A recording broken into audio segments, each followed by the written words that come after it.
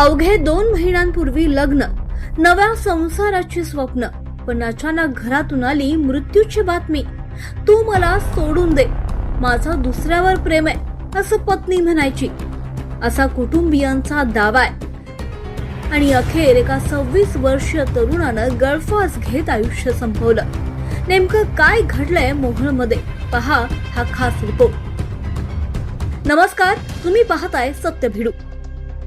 सोलापूर जिल्ह्यातील मोहोळ तालुक्यातील यावली गावातून एक हृदय पिळवटून टाकणारी घटना समोर आली आहे. लग्नाला अवघे 2 महिने झालेले असतानाच एका तरुणानं आत्महत्या केल्याचा धक्कादायक प्रकार समोर आलाय.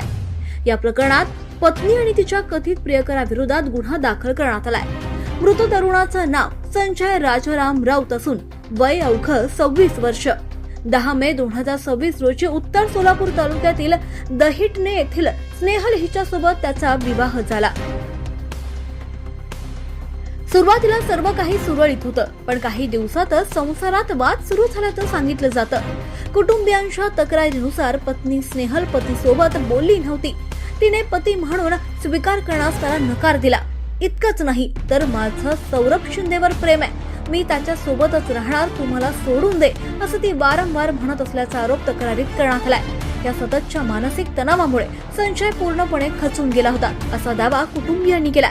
7 जुलै रोजी पत्नी माहेरी गेल्यानंतर दुसऱ्या दिवशी म्हणजेच 8 जुलैच्या पहाटे संजयने घरातील खोलीत गळफास घेतल्याचं कुटुंबियांच्या निदर्शनास आलं. त्याला तातडीनं रुग्णालयात नेण्यात आलं, मात्र डॉक्टरांनी त्याला मृत घोषित केलं. या घटनेनंतर संजयचे वडील राजाराम राऊत यांनी मोहोळ पोलीस ठाण्यात तक्रार दिली. त्यानुसार पत्नी स्नेहल आणि तिचा कथित प्रियकर सौरभ सदाशिव शिंदे यांच्या विरोधात गुन्हा दाखल करण्यात आलाय. सध्या या संपूर्ण प्रकरणाचा तपास मोहोळ पोलीस करतायत. अवघ्या 2 महिन्यातच संसार उद्ध्वस्त झालाय. या प्रकरणात नेमकं सत्य काय, पोलीस तपासातून आणखी कोणते धक्कादायक खुलासे होणार हे पाहणं महत्त्वाचं ठरणार आहे. ब्युरो रिपोर्ट, सत्य भिडू, मोहोळ, सोलापूर.